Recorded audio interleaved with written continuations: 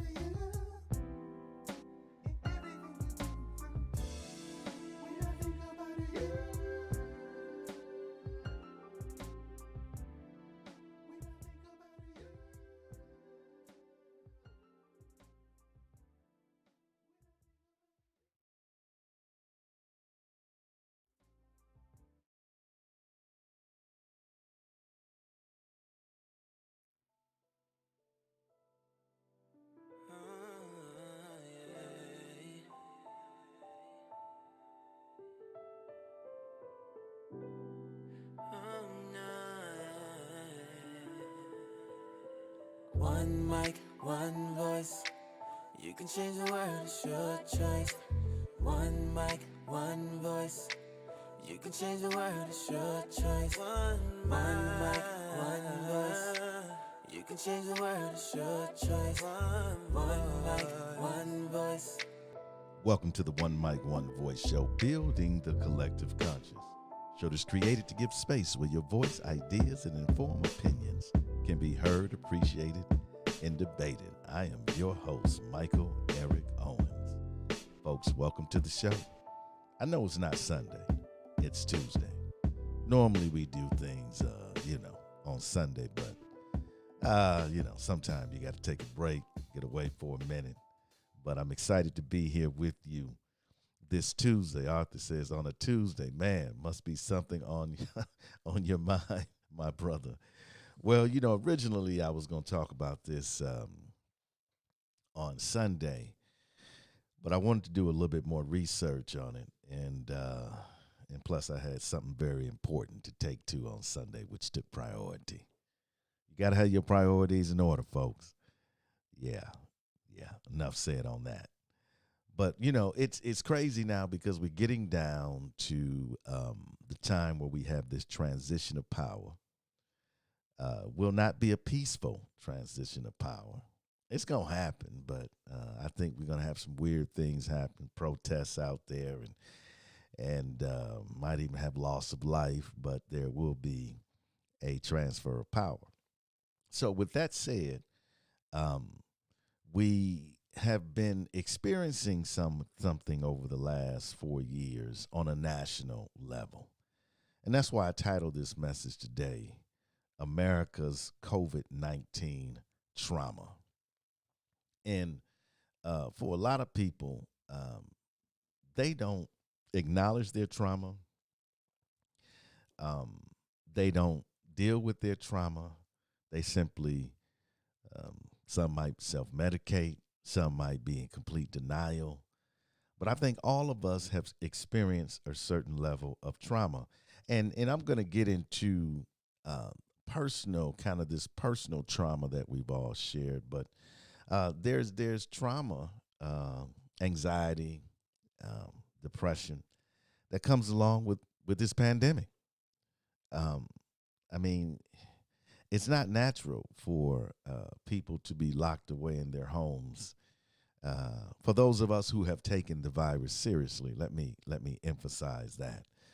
But according to the Centers for Disease Control and Prevention, experiencing feelings of stress and anxiety during a pandemic can worsen any existing mental health conditions that a person has. So let's just stop right there. So, you know, and I'm going to get into how you can find out your level of trauma, but first of all, I want to just make a note that during a pandemic, whatever mental health issues we have can be worsened. That is very serious. So even the daily stress and anxiety and depression that we experience, and I want to get real with you because some of y'all out there that that are listening to me or will listen to this tape are in complete denial of your trauma and your mental health. And I'm going to say this, and Brother Arthur, know I'm telling the truth, and others, that in the black community, we run from talking about mental health. Oh, baby, he's special. We don't want to deal with mental health. It's a sign of weakness. And then in the Christian faith, folks will say, well, we just need to pray for him. We just need to pray for him. He can be healed. Listen, folks, mental health is a serious issue. You're not going to pray it away. You're not going to self-medicate it away. It has to be dealt with. And in the black community, we have been struggling forever. I'm sure just like the Latinx community and many white communities, you just don't want to talk about it. It's one of those topics that make people uncomfortable. But that doesn't make it go away. Doesn't make it go away. And so over the past 8-9 months, folks that are dealing with mental health issues, for the majority of them, it's gotten worse. It's gotten worse. And they've had to deal with this a lot alone, by themselves, isolated. So this condition, it worsens any existing mental health conditions the person has and cause fear and concern over their own health and the health of their loved ones. Just the very fact that we're going through a pandemic and we're concerned about our loved ones, our friends, our colleagues, that itself heightens our stress and our anxiety. And doing that on a continual basis, I can tell you as a black man, dealing with trauma since I can remember, man, it takes a toll. And anybody that says it doesn't, you're a liar. It takes a toll. Month after month, year after year, decade after decade, you're dealing with trauma. I mean, for I can just speak for myself. I mean, the whole idea of racial profiling and police brutality is trauma. Many of the homes that we grew up in were dysfunctional. That brings trauma. The jobs that we worked and how we've been abused on our jobs, that brings trauma. I didn't even mention the personal relationships that a lot of folks find themselves in, where they're married to a narcissist or a sociopath, and that causes trauma. And then you bring that into the space of a pandemic, and it makes things worse. I believe all of us have mental health challenges. I believe all of us do. None of us have escaped this. It's a fact of life. And even when you look at today with social media and the trauma that goes across with social media, not to mention cyberbullying and other things, people not liking your selfies and young girls being upset and basing their self-worth on whether or not they get enough likes as their friends, all of that causes stress and anxiety. All of that has a bearing on our mental health. But we have one thing in common. One thing in common, folks, is that we have faced maybe I could call it political trauma this past 4 years. National trauma. Maybe that's a better way of pushing it. National trauma from the deaths that we've seen with our own eyes in the streets of America, to the protests, to the different movements that we've seen arise and fall, to the one-term president continually daily berating people on Twitter and people sharing those things and engaging in that, destructive conversations has caused all of us trauma. But let's talk about trauma for a minute. How do I know I have trauma? And some of you have heard of these experiences called adverse childhood experiences, better known as ACE. People say, what's your ACE score? And I tried to do some work with ACE with an organization in Oklahoma, and they caused me trauma. I'm trying to bring awareness, and they caused me trauma. Interesting. So that you can get a score. So there are 10 types of childhood traumas measured in the ACE study, and realize that many of these traumas we carry from childhood into adulthood, and we try to deal with them, or we deny them, or we run from them, or the big thing, we self-medicate to survive. But those traumas are there. They're we've been carrying them for years. So there are 10 types of childhood trauma measured in the ACE study. 5 are personal, physical abuse, verbal abuse, sexual abuse, physical neglect, and emotional neglect, right? So you ever been berated emotionally, talked to condescendingly? Anybody ever tell you never amount to anything? Yeah, all of those register as traumas. 5 are related to other family members: a parent who's an alcoholic, a mother who's a victim of domestic violence, a family member in jail. I mean, come on. A family member diagnosed with a mental illness, and the disappearance of a parent through divorce, death, or abandonment. So somewhere, somewhere all of us kind of fit into those categories, right? And so these are measured by the ACE score. And I've left in the description, I've left a website that goes into deeper detail about adverse childhood experiences, and also where you can actually take the ACE score. And I would encourage you to do that. I really would encourage you to do that, because you can't begin to deal with your trauma until you first acknowledge it and know know what has caused you trauma in your life.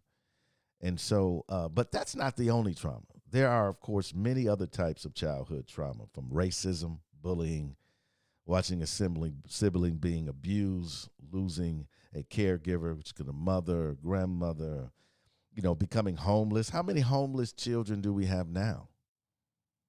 I mean, you have kids attending school that are homeless.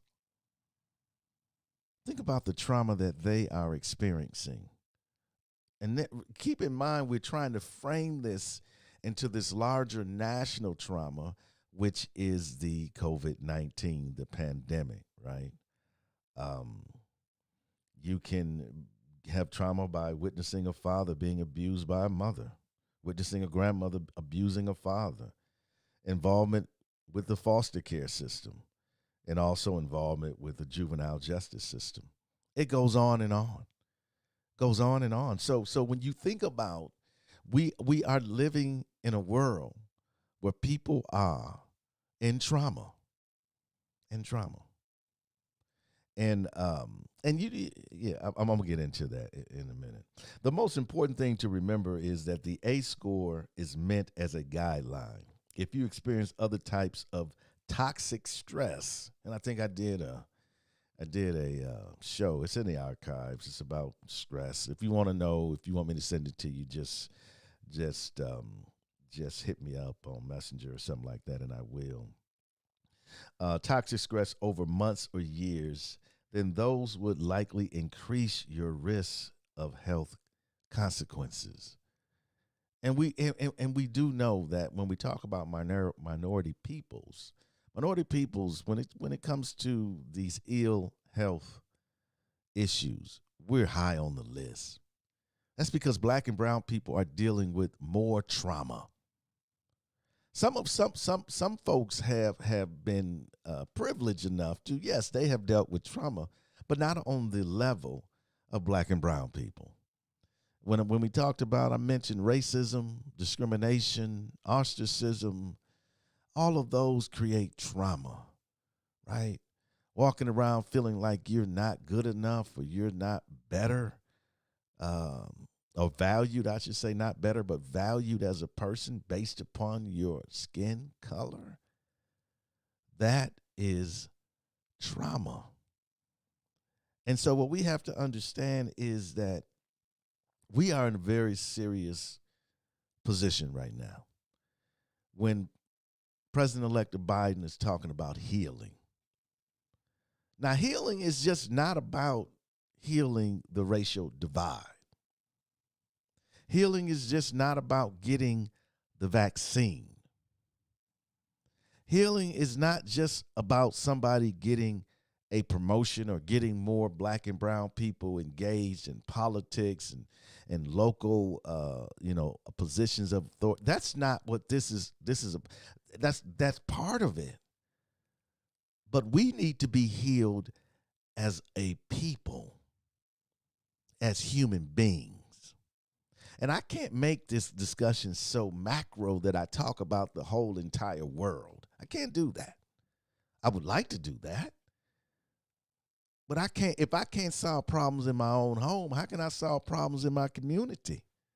If I can't solve problems in my community, how can I solve problems in my state? If I can't solve problems in my state, how can we solve problems in this country? There's the roadmap. It begins with you. It begins, as Mike Jack said, the man, I'm going to add the woman in the mirror. That's who it begins with. It begins with us. And if we don't take this thing seriously and introspectively and start looking at ourselves as being people in trauma, then we can't begin to solve, because hurting people hurt people. And a lot that we see today in the interactions of people dealing with other people simply because they're hurting. Amen, brother. Healing is the perfect word, Arthur says. It's so true. People are hurting, and they're hurting other people. They hurt anybody simply because they are hurting. They are dealing with trauma. Folks, we're going to take our first break, and then we're going to be right back. I want you to hang in there with me. I know it's a Tuesday. I know on Sundays you get your little drink. Sit on down and got your favorite spot, your favorite chair, and you want to listen to the One Mic Show. I get that. But it's Tuesday, though. We can make it happen on Tuesday. Folks, I'll be right back.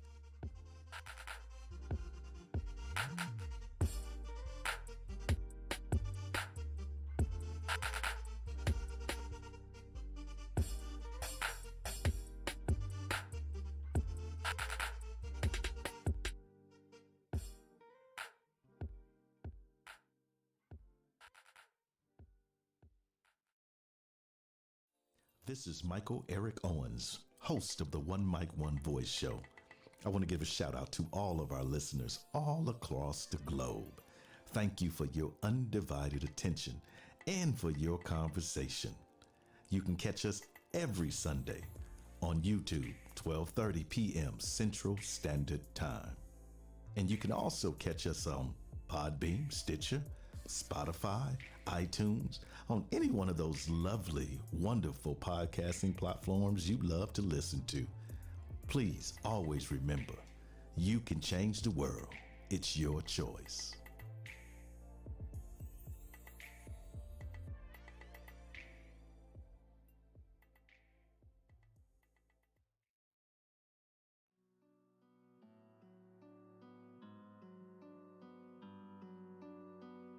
All of us have been traumatized by the one-term president. Whether you are for him or against him, the anger, the outrage, the feeling of being left behind, like many of his followers suggest, yeah, that's traumatic. But many black and brown folks have felt that way for a very long time. Yeah. I think some of these new traumas for them are old traumas for us. Most definitely. But I want to focus in on a minute on the fact that two specific ones, anxiety and depression.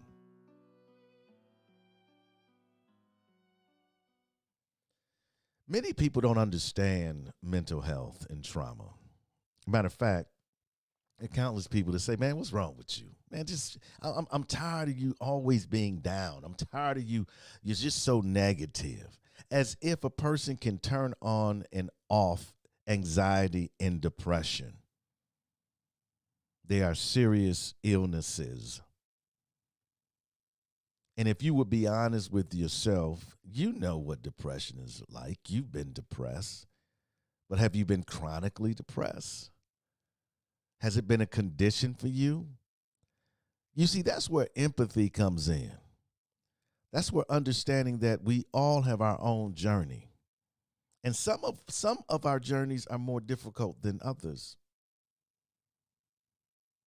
That is a fact. That is a fact. We can't measure another person's journey by our own. That's arrogance, hubris. And we can't tell another person, pick yourself up by their own bootstraps. We don't understand what they're going through, of what they have been through. Anxiety is serious. And remember, I said that if you were suffering from anxiety prior to COVID, it's gotten worse. It's gotten worse. Anxiety can cause physical symptoms, and some of these may be similar to symptoms of COVID-19. Think about that concern.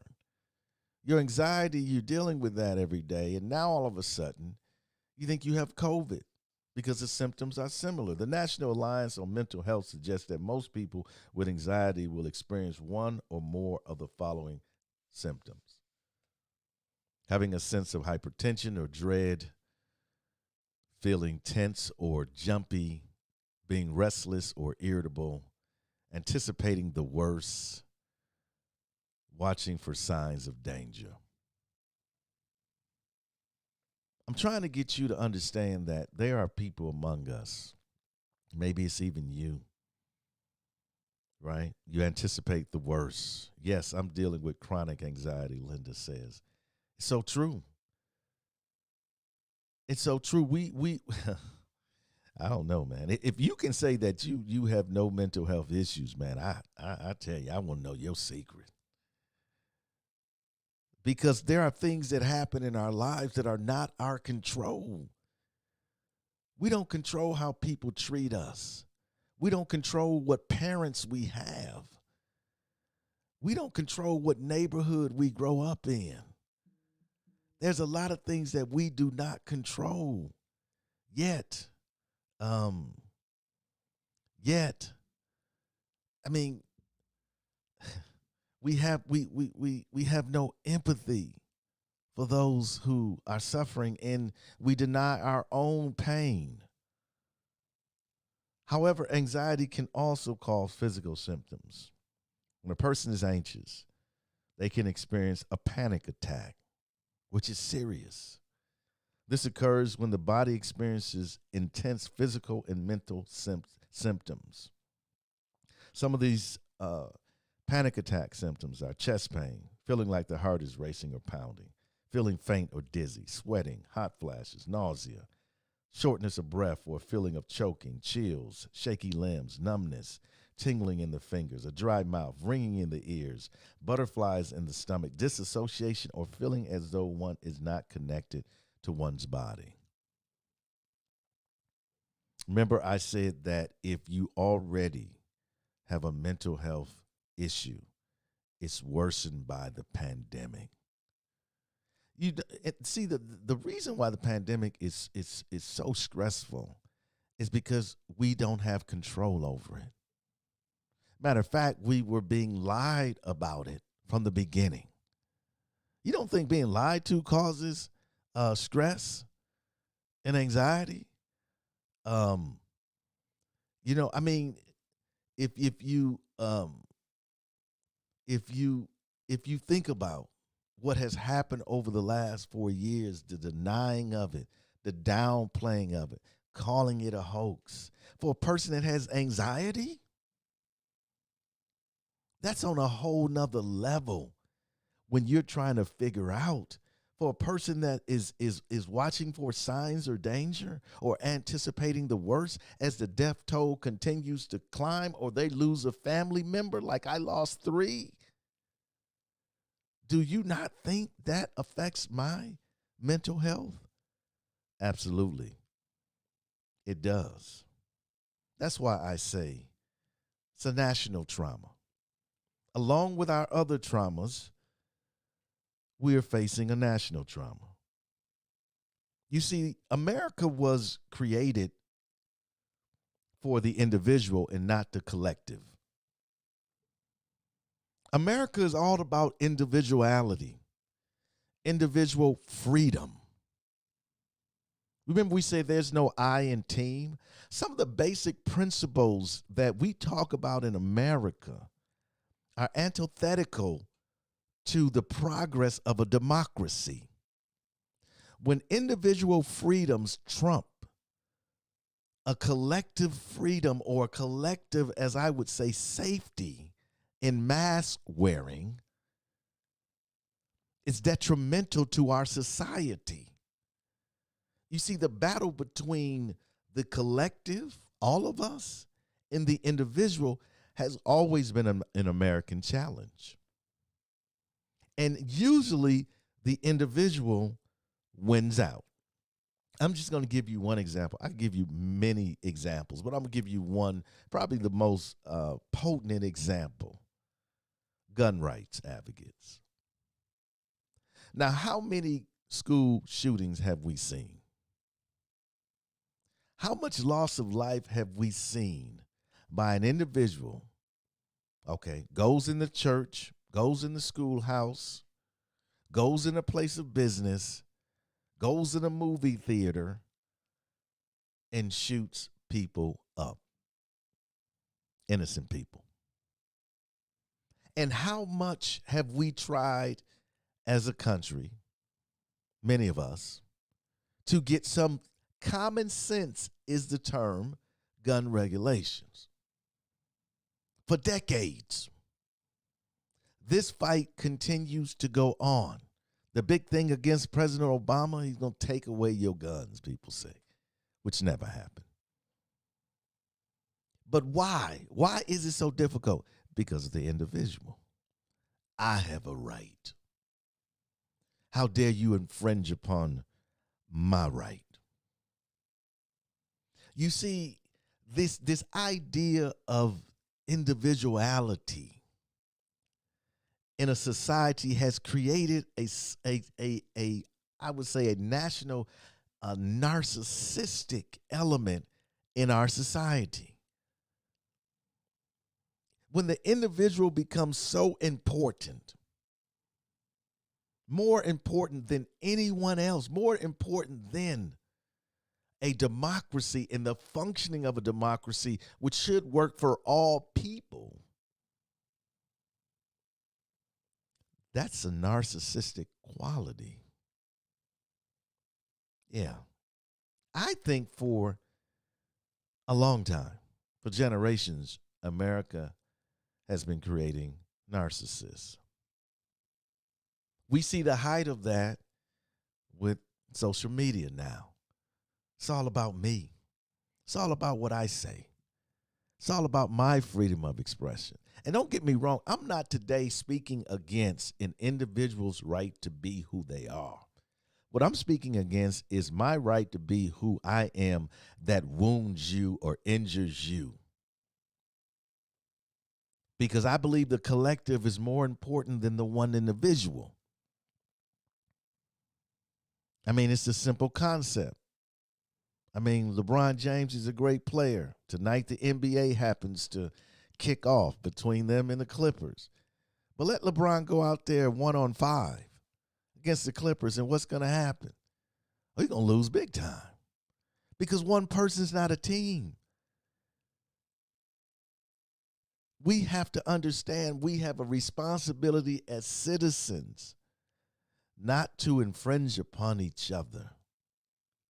But in America, man, if you kind of do something that I disagree with, like take my guns, guess what? It's my right. It's my freedom. You can't do that. You want me to wear a mask? Oh, no. It's my right, my freedom. Although that infringes upon the health and safety of so many other people. And I can say just like that man is guilty going into that theater and killing people, folks that do not wear masks are just as guilty of potential murder. Yeah, I said it. The Diagnostics and Statistical Manual of Mental Disorders have outlined 9 key criteria for narcissistic personality disorder. And I'm only going to give you 5 as it relates to what we're talking about today. But if you know a narcissist, I'm preaching to the choir. I've known several, not just narcissists, but sociopathic people. So first of all, this grandiose sense of self-importance. It's all about me. So, I understand, I'm for that equal rights, now, but it's all about me. Nope, can't do it. No, I can't. I got to go to that gun show. No, that gun show cannot be regulated. Nope, it's all about me. Okay. Sense of entitlement. Oh, my God. Do we live in a society where there's a sense of entitlement? No. This belongs to me. Or, why do you have that? Or you shouldn't be in that position. Oh, this is just reserved for me. A sense of entitlement, lack of empathy. Come on. Can you honestly say that anyone, a diehard, I'm going to use that word, a diehard Trump supporter displays empathy? Seriously, can you say that? No, you can't. Demonstration of arrogant or haughty behavior or attitude. Again, need for excessive admiration. That's the whole social media environment. I'm amazed by all of these selfies that people take. And I wonder, do they think we're going to forget what they look like from day to day? And furthermore, why do you care what people,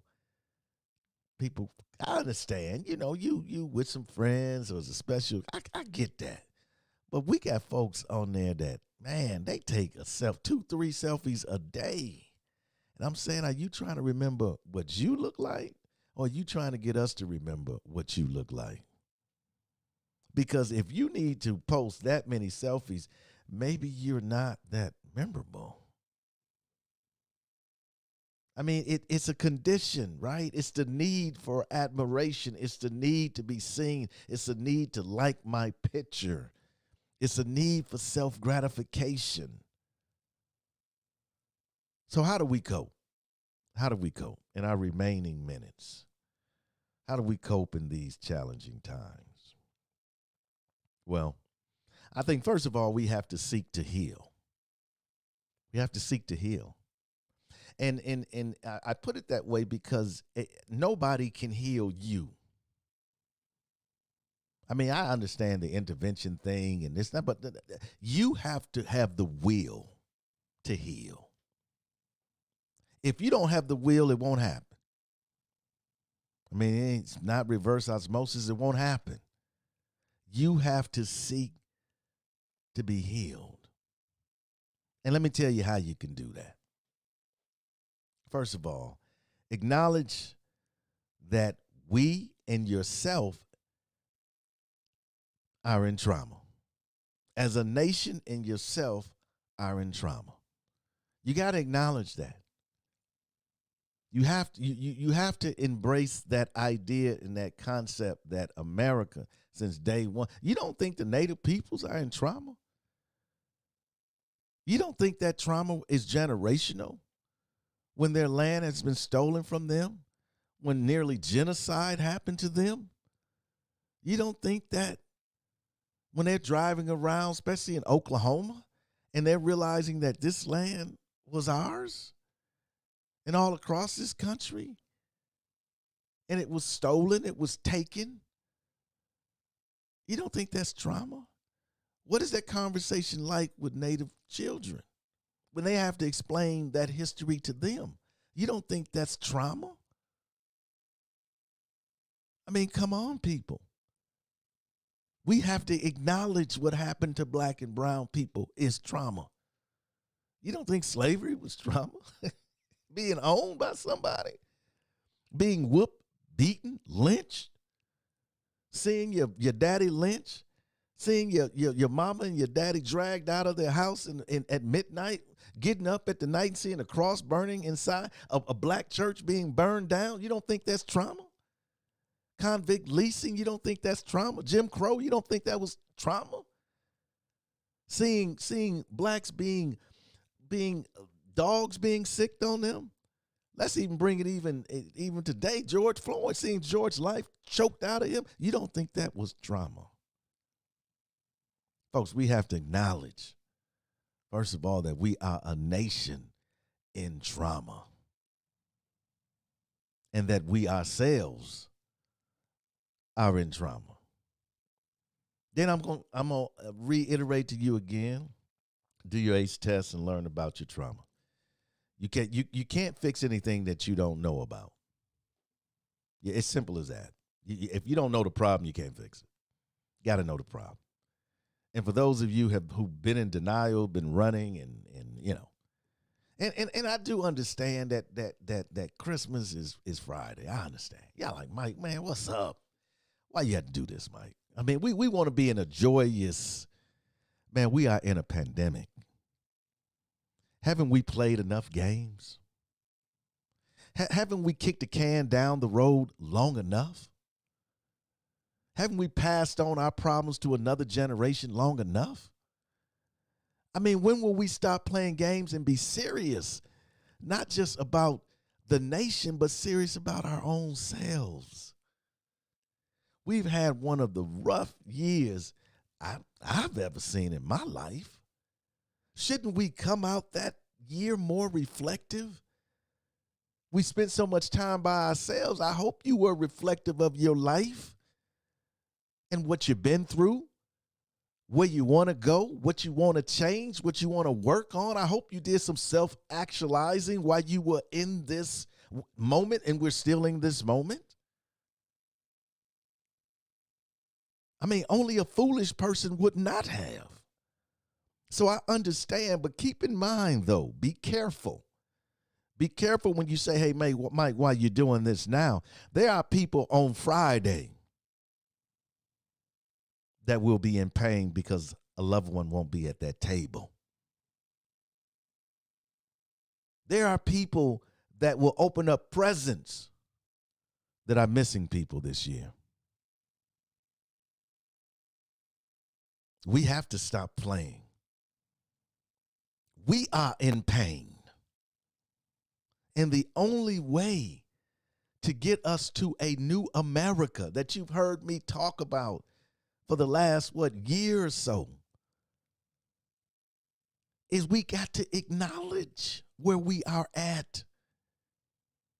If we do that, we can begin to heal. Biden's talking about he's going to heal the nation. Let me tell you something. Be careful what you ask for. Because healing only takes place when you deal with the pain. When you deal with the shortcomings, the anxiety, the depression, the loss. When you are face to face with that level of pain, only then can healing begin. So be careful, Mr. Vice President, what you asked for. I'm glad you've made this part of your platform. I applaud you for that. But does a fortitude exist among the electorate for that to happen? So acknowledge that we, ourselves and our nation, are in trauma. Number 2, do the ACEs, learn about your trauma. Again, I put in the description there is a website for you to go do that. I want you to do that. Hit me up. Let me know you did it. You don't have to tell me if you're in trauma. I know you're in trauma. You have 1 or 2 or 3 or 4. Some of us got more. But I would love to hear from you. And what was your thoughts when you did that? And then you need to find strategies or seek professional help to address it. You need to find strategies. If you could have worked this thing out, you've already done it. Let me repeat that. If you could have worked out your trauma, you would have already done it. So don't sit here and say, okay, Mike, I got this. Well, okay, you need to find some strategies. I'm not saying that you need to go get professional help. You might. Ain't nothing wrong with that. Matter of fact, many of us, the only reason why we're doing as well as we are because we got somebody to talk to. We got somebody that's going to listen, give some advice, right? You need to find some strategies, right? Okay. Let's seek to be healed. How do we cope in these challenges? Seek to be healed, right? And then we got to do something actively. We got to maintain a routine. I know I know the challenge, getting up every day, Groundhog Day, you're on Zoom meetings. You need to maintain some sort of routine. It might be a new routine. Don't have to be the old routine. It might be a new routine. Number 2, stay in touch with friends and family. And I'm going to tell you something, man. I'm just not a phone talker. I'm just going to be honest with you. I'm not. I'm just not. I'd rather for you to text me. There's a handful of folks that I enjoy talking to. I'm just going to be honest. There's a handful of folks, and they know who they are because we talk. And but that I just, I get worn down easily. I do. I've been through too much in my life, and I get worn down too easily. And though I love giving advice and I love being there for other people, sometimes it can be a little overwhelming. I'm just gonna say it can be. And so I try to balance that and manage that. But I'm going to encourage you, like I'm encouraging myself, to stay in touch with friends and family. And this is a good one here. Find a hobby or return to an old one. I'm telling you, man, the things that we love to do, those are so therapeutic and self-healing. I don't know what it is. It could be, quilting. It could be drawing. It could be building, woodwork. It could be it could be music. It could be whatever. But return to that or launch into that. Because let me tell you something, it can be so healing to do something that you love, something that you can control the boundaries of. Yes, I will encourage everyone to do something you love for you. Yeah, for you. And then I think you should set a goal, simple goal. But I'll give you a simple one. Get a book. Say, I'm gonna be done with this book in 2 weeks. Here's the date. I'm gonna be done with this book in 2. Set a goal for yourself.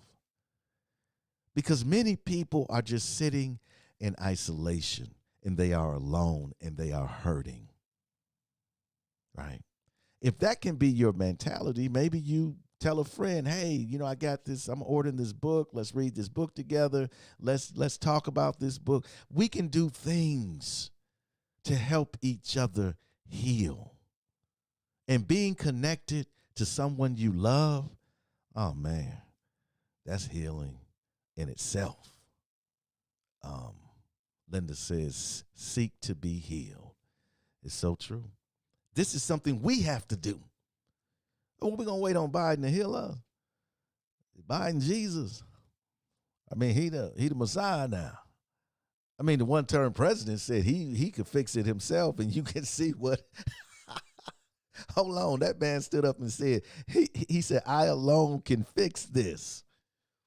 Man, he almost broke it beyond repair. He fixed it. He came to the job with no tools. Yeah, he came, and when stuff kept breaking, he just kept talking. He didn't call for help. He said, I can do it alone. Man, what a joke.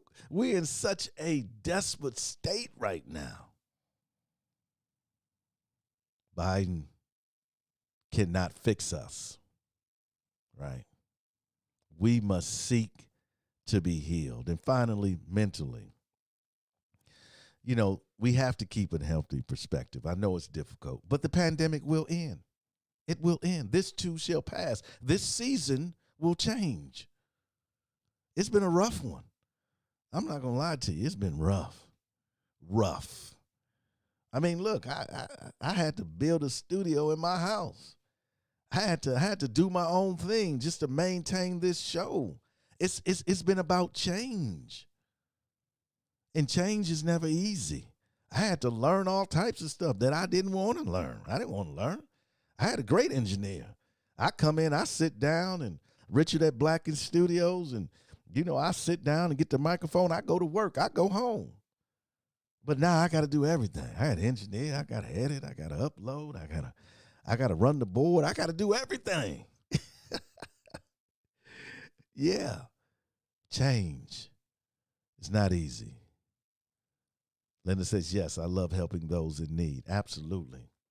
Absolutely. This is the time. Folks, there are moments in history that we should seize. And this is one of those moments. We're coming to the close of one of the most traumatic and difficult years of our lives. But there's a new birth. There's new leadership in Washington. There's the first Black vice president. There's some things on the horizon. We have a administration cabinet that's the most diverse in history. The stage is set for a great act. And part of that great act can be your healing, my healing, a new America. We have a moment that if we are conscious people, I'm not talking about people that are self-grandizing and people that are out here in front of the cameras and people that are trying to do things sensationalizing all of the social. I'm not talking about them. I'm talking about individuals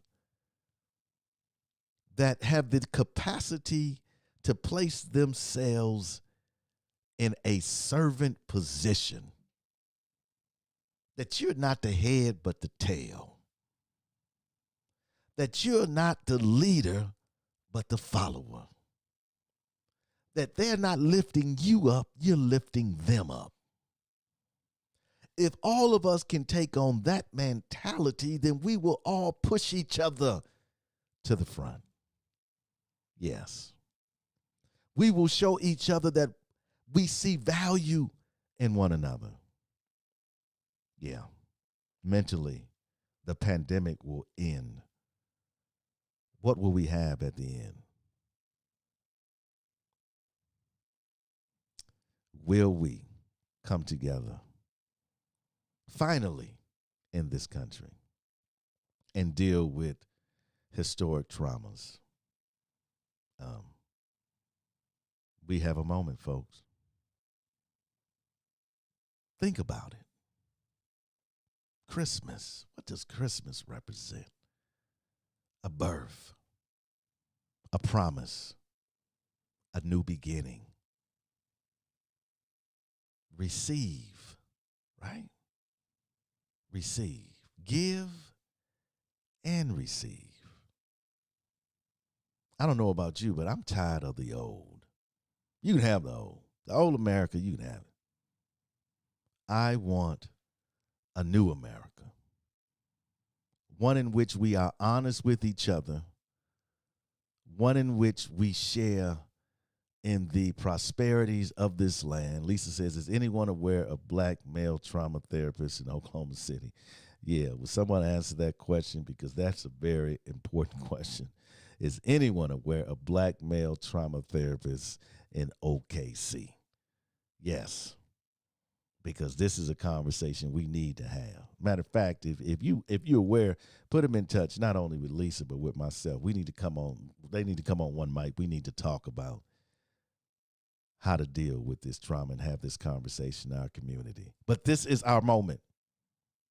And I'm going to encourage you that while you're sitting back, relaxing, maybe having some, I don't know, maybe like Cabernet or Sauvignon Blanc or whatever you like. Maybe you're a Hennessy guy.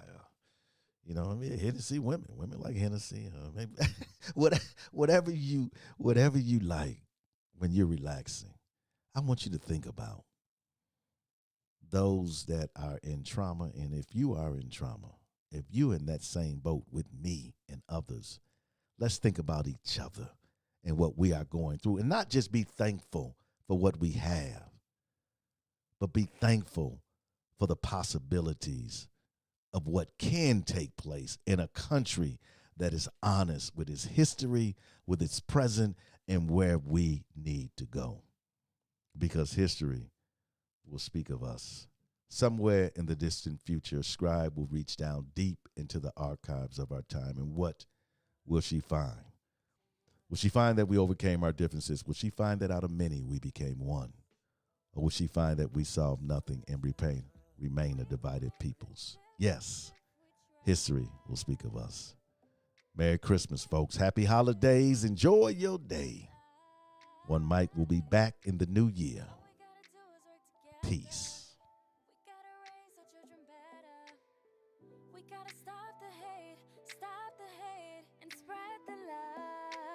One mic, one voice. You can change the world, it's your choice. One mic, one voice. You can change the world, it's your choice. One mic, one voice. You can change the world, it's your choice. One mic, one voice. You can change the world, it's your choice. Your choice.